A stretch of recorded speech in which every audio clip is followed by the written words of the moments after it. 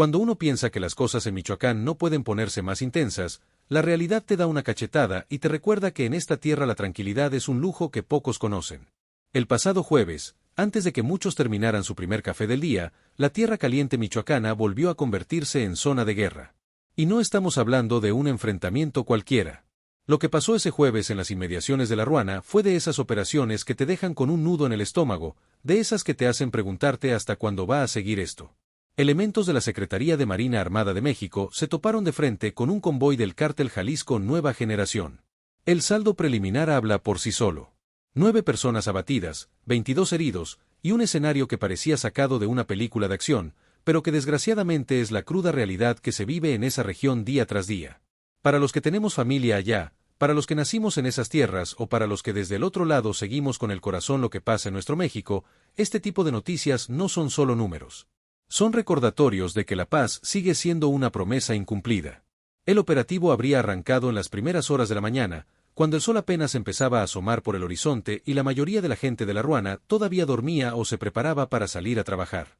Fuerzas especiales de la Marina, que según reportes preliminares venían realizando labores de patrullaje en la región como parte del despliegue permanente que mantiene el gobierno federal en Michoacán, habrían detectado movimiento sospechoso en las carreteras que conectan varios municipios de Tierra Caliente. No era cualquier movimiento. Hablamos de un convoy, una caravana de vehículos que avanzaban en formación, con la coordinación y la disciplina que caracteriza a estos grupos que ya no son simples bandas de delincuentes, sino estructuras militarizadas con entrenamiento, equipo y armamento que hasta hace unos años solo se veía en ejércitos de países en guerra. Los elementos de la Marina, siguiendo los protocolos que se han establecido para este tipo de situaciones, habrían tomado la decisión de interceptar el convoy. Cualquiera que conozca cómo opera esto sabe que no es una decisión que se tome a la ligera.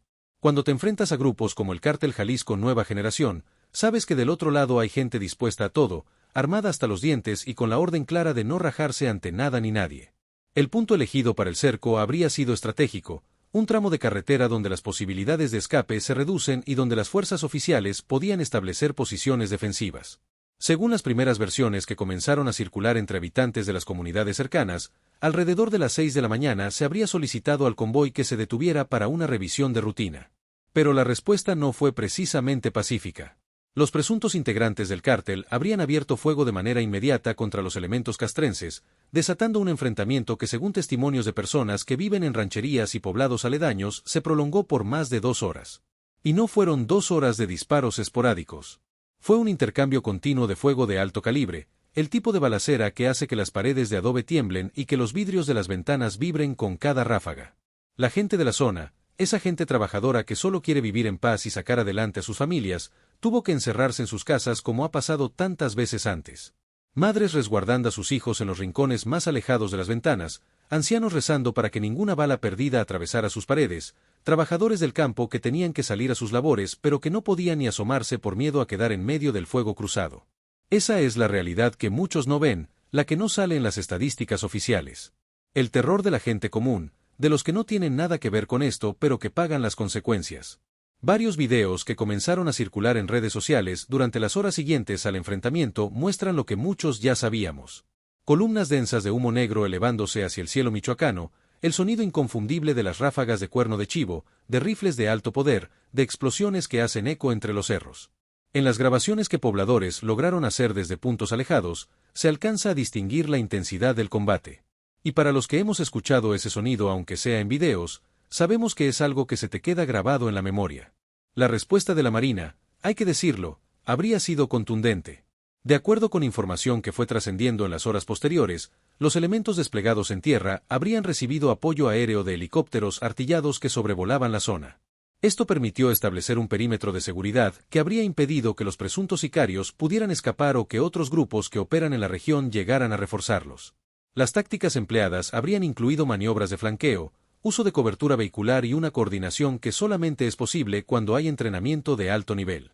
Porque hay que reconocerlo, la Marina ha demostrado en múltiples operativos a lo largo de los años que cuando se trata de enfrentar al crimen organizado, tienen la capacidad y la preparación necesaria. Son los mismos elementos que han participado en operaciones de alto riesgo en diversas partes del país, los que han abatido a líderes de carteles, los que entran donde otros no pueden. Después de más de 2 horas de combate intenso, el enfrentamiento finalmente habría cesado. Los elementos de la Marina lograron neutralizar la amenaza y asegurar el perímetro. Lo que encontraron en el lugar es algo que, aunque ya lo hemos visto en otras ocasiones, no deja de impactar. 9 personas habrían perdido la vida durante el tiroteo, y 22 más resultaron heridas. Algunas de esas heridas, según reportes preliminares, serían de gravedad. Pero eso es solo el principio. Lo que se aseguró en el operativo habla del nivel de preparación y del poderío con el que opera el Cártel Jalisco Nueva Generación en esa región. Cerca de 20 vehículos quedaron dispersos en el lugar, varios de ellos completamente calcinados, otros con impactos de bala por todos lados, algunos volcados, todos ellos evidencia del enfrentamiento brutal que se vivió esa mañana. Entre esos vehículos había de todo. Camionetas Ford Lobo, Chevrolet Cheyenne, Toyota Hilux, Dodge Ram, Nissan, unidades que en el mercado legal cuestan cientos de miles de pesos pero que en manos de estos grupos se convierten en máquinas de guerra. Y no estamos hablando de camionetas comunes y corrientes. Muchas de ellas presentaban modificaciones notorias, el tipo de adaptaciones que cualquiera que conozca un poco del tema sabe para qué sirven. Placas de acero soldadas en las puertas laterales, en el cofre, en las secciones donde los tripulantes van sentados. Blindaje artesanal que busca proteger a los ocupantes de disparos de fusil. Compartimentos especiales en las cajas traseras, diseñados para transportar armamento y municiones de manera que no sean visibles a primera vista. Sistemas de comunicación de largo alcance instalados con antenas de radio de alta frecuencia, el tipo de equipo que permite mantener contacto con células en diferentes puntos de la región. Algunas de estas camionetas tenían instalados soportes para armas de alto calibre en las cajas traseras, las famosas monstruos que se ven en videos y que cualquiera que haya seguido lo que pasa en Michoacán ha visto circular por las carreteras como si nada. Vehículos que en teoría deberían llamar la atención de cualquier autoridad, pero que en la realidad de muchas regiones del estado transitan con una impunidad que da coraje. El arsenal asegurado fue considerable. Y cuando digo considerable, no me refiero a unas cuantas pistolas y rifles. Hablamos de armamento de guerra, del tipo que se usa en conflictos militares de alto nivel. Fusiles de asalto de diversos calibres, incluyendo los infaltables AK-47, esos cuernos de chivo que se han convertido en el símbolo del narco mexicano. Rifles AR-15 y sus variantes, armas que en muchos casos están catalogadas como de uso exclusivo de las Fuerzas Armadas. Pero ahí no termina la lista. También se habrían asegurado lanzacohetes, granadas de fragmentación, granadas de mano, cargadores de alta capacidad y miles de cartuchos de diferentes calibres. Para que se den una idea del volumen, hablamos de municiones suficientes para sostener combates prolongados, para abastecer a células completas durante semanas. No es el armamento de una banda cualquiera. Es el equipo de una organización que se prepara para la guerra. Entre el material asegurado, también habría equipo táctico de nivel profesional. Chalecos antibalas con las siglas del Cártel Jalisco Nueva Generación bordadas o pintadas, una especie de uniforme que usan con orgullo, como si fueran un ejército legítimo. Cascos balísticos, rodilleras, coderas, todo el equipo que protege al operador durante un enfrentamiento. Sistemas de comunicación de radio, dispositivos GPS para coordinar movimientos, visores nocturnos que permiten operar en la oscuridad, binoculares de largo alcance para vigilancia. Lo que más impacta, y lo que debería preocuparnos a todos, es que también se encontraron uniformes tipo militar. Uniformes que estos grupos usan para simular ser fuerzas oficiales durante sus operaciones. Imagínense el nivel de confusión y terror que esto genera en la población. Cuando ves un convoy de camionetas con gente uniformada, con armas largas, con equipamiento táctico, tu primer instinto debería ser pensar que son autoridades. Pero en Michoacán, en muchas partes del país, ya no puedes estar seguro. Puede ser la Marina, puede ser el Ejército, puede ser la Guardia Nacional, o puede ser un grupo criminal haciéndose pasar por autoridad. También se habrían localizado los famosos ponchallantas, esos artefactos metálicos con púas que esparcen en las carreteras para detener vehículos. Los usan para bloquear el paso, para tender emboscadas, para evitar que lleguen refuerzos enemigos o que escapen sus objetivos. Cualquier persona que haya manejado por carreteras de Michoacán sabe el miedo que da encontrarte con uno de esos en el camino. Pero hay algo más que habla del nivel de profesionalización de estos grupos. Se aseguraron botiquines de primeros auxilios con material médico avanzado. No estamos hablando de unas curitas y alcohol. Hablamos de torniquetes de grado militar, vendajes israelíes que se usan para heridas de combate, sueros intravenosos, medicamentos especializados para atender heridos de bala. Esto significa que tienen protocolos médicos, que se preparan para tener bajas, que tienen sistemas para atender a sus heridos en campo. Es el nivel de preparación de una fuerza militar, no de simples criminales. De acuerdo con los reportes oficiales, ningún elemento de la Secretaría de Marina resultó herido durante el enfrentamiento. Y eso, en medio de toda esta situación terrible, es algo que hay que reconocer. Habla del entrenamiento, de la preparación, del equipo adecuado, de la coordinación. Porque enfrentarse a un grupo armado de esta magnitud y salir sin bajas propias no es suerte, es profesionalismo. Los cuerpos de las 9 personas abatidas fueron trasladados a las instalaciones del Servicio Médico Forense para los procedimientos de identificación y necropsia. Hasta las primeras horas después del operativo, se habría logrado identificar a algunos de los fallecidos. Y aquí es donde la cosa se pone interesante, porque presuntamente varios de ellos contaban con antecedentes criminales y órdenes de aprehensión vigentes. Hablamos de personas señaladas por delitos relacionados con delincuencia organizada, delitos contra la salud, homicidio calificado, secuestro, extorsión. Algunos de ellos habrían sido identificados como operadores activos del Cártel Jalisco Nueva Generación en la región de Tierra Caliente. Gente que presuntamente participaba en actividades de control territorial, en el cobro de piso a productores agrícolas y empresarios, en enfrentamientos contra grupos rivales. Y aquí es donde uno como mexicano, especialmente los que tenemos raíces en esas tierras o familia que todavía vive allá, siente una mezcla de emociones difícil de explicar. Por un lado, hay cierta satisfacción de saber que gente que presuntamente se dedicaba a extorsionar, a secuestrar, a matar, ya no va a poder seguir haciéndolo.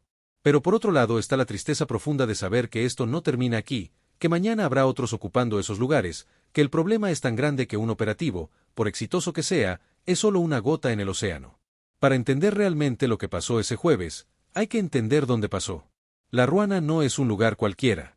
Es un municipio que forma parte de Tierra Caliente, esa región de Michoacán que lleva décadas siendo escenario de violencia, de disputas territoriales, de sangre derramada.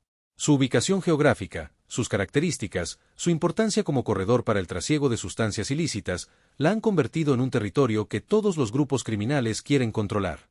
Para los que somos de Michoacán o tenemos conexión con el Estado, Tierra Caliente es sinónimo de conflicto. Durante años, décadas incluso, esa región ha visto enfrentamientos violentos entre células armadas, ejecuciones que se han vuelto tristemente cotidianas, desapariciones que destrozan familias, extorsiones masivas que han quebrado a productores y comerciantes honestos. Es una tierra rica en recursos, en gente trabajadora, en tradiciones, pero que ha sido manchada por la sangre del crimen organizado. La Ruana específicamente tiene una historia que duele recordar. Fue uno de los epicentros del movimiento de autodefensas que surgió en Michoacán allá por el 2013-2014. En ese entonces, cuando la cosa se puso tan fea que la gente ya no aguantaba más, grupos de civiles armados se organizaron. Dijeron basta, tomaron armas y se lanzaron a las calles presuntamente para defenderse de las extorsiones, de los abusos, del terror que grupos como los Caballeros Templarios habían impuesto. Ese movimiento, que al principio tuvo el respaldo de mucha gente porque parecía la única salida ante la inacción del gobierno, eventualmente se fue descomponiendo. Algunos de sus líderes fueron señalados de terminar aliándose con los mismos grupos criminales contra los que supuestamente luchaban, o de formar sus propias estructuras delictivas. Es una historia que refleja la complejidad de lo que pasa en Michoacán, donde las líneas entre víctimas y victimarios a veces se difuminan, donde la desesperación puede llevar a la gente por caminos que nunca imaginaron tomar. El Cártel Jalisco Nueva Generación, la organización señalada como responsable del convoy interceptado ese jueves, es actualmente uno de los grupos criminales más poderosos y violentos no solo de Michoacán, sino de todo México. Y eso no es exageración ni sensacionalismo. Es la realidad que confirman autoridades de seguridad, analistas, investigadores, y la gente que vive en las regiones donde opera. Fundado presuntamente a inicios de la década pasada por Nemesio Oseguera Cervantes, más conocido como el Mencho, este cártel se expandió como reguero de pólvora. De tener presencia inicialmente en Jalisco y algunos estados vecinos, pasó a operar en prácticamente todo el territorio nacional. Y no solo eso, también extendió sus tentáculos a varios países de América Latina, consolidando una estructura operativa compleja que incluye células especializadas en diferentes actividades ilícitas. De acuerdo con estudios de seguridad y reportes de inteligencia que han trascendido, el Cártel Jalisco Nueva Generación tendría presencia en más de 100 municipios de Michoacán. 100 municipios. Dejen que eso les caiga. Estamos hablando de una presencia masiva, de un control territorial que abarca desde la costa hasta la frontera con otros estados, desde Tierra Caliente hasta la región aguacatera. Opera mediante células regionales que funcionan con cierto grado de autonomía, pero bajo coordinación general de la estructura principal. Cada célula se encarga de controlar territorios específicos, de administrar rutas de tráfico de drogas, de supervisar la producción de sustancias sintéticas en laboratorios clandestinos que están regados por todo el estado. También se encargan de cobrar extorsiones a sectores productivos, especialmente al aguacate y al limón, dos productos que han convertido a Michoacán en potencia agrícola, pero que también se han vuelto fuente de recursos para el crimen organizado. Y cuando hablamos de extorsión al sector aguacatero, hablamos de algo que afecta directamente a miles de familias michoacanas. Productores que trabajan de sol a sol, que invierten sus ahorros de toda la vida en sus huertas, que generan empleos para sus comunidades, se ven obligados a pagar cuotas a estos grupos si quieren seguir trabajando sin ser amenazados. Es un tema que a muchos nos duele porque conocemos gente que ha tenido que abandonar sus tierras, que ha tenido que malbaratar su producción, que ha visto cómo el fruto de su trabajo termina financiando a quienes los tienen aterrorizados. Pero el Cártel Jalisco Nueva Generación no está solo en Michoacán. Enfrenta resistencia de un conglomerado conocido como Cárteles Unidos, una alianza que se formó específicamente para hacerle frente a la expansión de la organización del Mencho. Esta coalición incluye presuntamente a varios grupos. Está el Cártel de Tepalcatepec, la Nueva Familia Michoacana, células que quedaron de los Caballeros Templarios, el Cártel de los Reyes y otros grupos menores que operan en diferentes partes del estado. Pero aquí viene lo complicado, lo que hace que la situación en Michoacán sea tan difícil de entender y de resolver. Esta alianza de Cárteles Unidos no es una estructura sólida ni permanente. Es extremadamente volátil, cambia constantemente según las conveniencias del momento. Grupos que hoy operan juntos contra el Cártel Jalisco, mañana pueden estar enfrentándose entre ellos por el control de una plaza, de una ruta, de un sector productivo. Incluso ha pasado que grupos que surgieron específicamente para combatir al Cártel Jalisco Nueva Generación terminaron aliándose con esa misma organización meses después, o estableciendo acuerdos tácticos temporales en ciertas regiones mientras se pelean en otras. Es un rompecabezas donde las piezas cambian de lugar constantemente, donde los enemigos de ayer son los aliados de hoy, y donde la población civil es la que termina pagando los platos rotos. Los Bayagres, por ejemplo, son un grupo que en sus inicios habría formado parte de la resistencia contra el Cártel Jalisco. Pero con el tiempo habrían establecido acuerdos con esa organización en ciertas zonas, mientras que en otras mantienen enfrentamientos activos. Este grupo, que presuntamente está liderado por integrantes de la familia Sierra Santana, opera principalmente en municipios de Tierra Caliente y de la región aguacatera. Se dedican presuntamente a extorsionar productores agrícolas, a cobrar piso a empresarios y comerciantes, a controlar laboratorios de drogas sintéticas, al tráfico de precursores químicos que entran por el puerto de Lázaro Cárdenas. Luego están los Blancos de Troya, otra organización con presencia en varias zonas. Habrían surgido como brazo armado de los Bayagres antes de independizarse y formar su propia estructura criminal. Han sido señalados como responsables de asesinatos de líderes sociales, de productores agrícolas que se negaron a pagar extorsiones, de funcionarios públicos que intentaron oponerse a sus actividades. Su presencia es particularmente fuerte en municipios de la región limonera, donde presuntamente cobran cuotas a todos los que trabajan en ese sector. El Cártel de Tepalcatepec, fundado presuntamente por Juan José Farías Álvarez, conocido como el Abuelo, mantiene una de las rivalidades más violentas y sangrientas contra el Cártel Jalisco Nueva Generación. Este grupo tiene una historia particular porque habría surgido inicialmente como autodefensa comunitaria, como uno de esos movimientos de civiles armados que dijeron que iban a defender a su pueblo del crimen organizado. Pero fue señalado de evolucionar, de transformarse en una estructura criminal dedicada al tráfico de drogas, al control territorial mediante la violencia, a los enfrentamientos armados. El Abuelo, que ha sido detenido en varias ocasiones y después liberado en circunstancias que generan muchas preguntas, se ha presentado públicamente como defensor de su comunidad. Sin embargo, autoridades federales lo señalan como operador de una célula criminal activa y peligrosa. La Nueva Familia Michoacana, bajo el liderazgo presunto de los hermanos Hurtado o Lascoaga, controla principalmente regiones del oriente del estado que colindan con Guerrero y el Estado de México. Este grupo se habría separado de la estructura original de la familia michoacana, aquella organización que dominó amplias zonas de Michoacán durante la década pasada antes de fragmentarse en múltiples células que terminaron peleándose entre sí.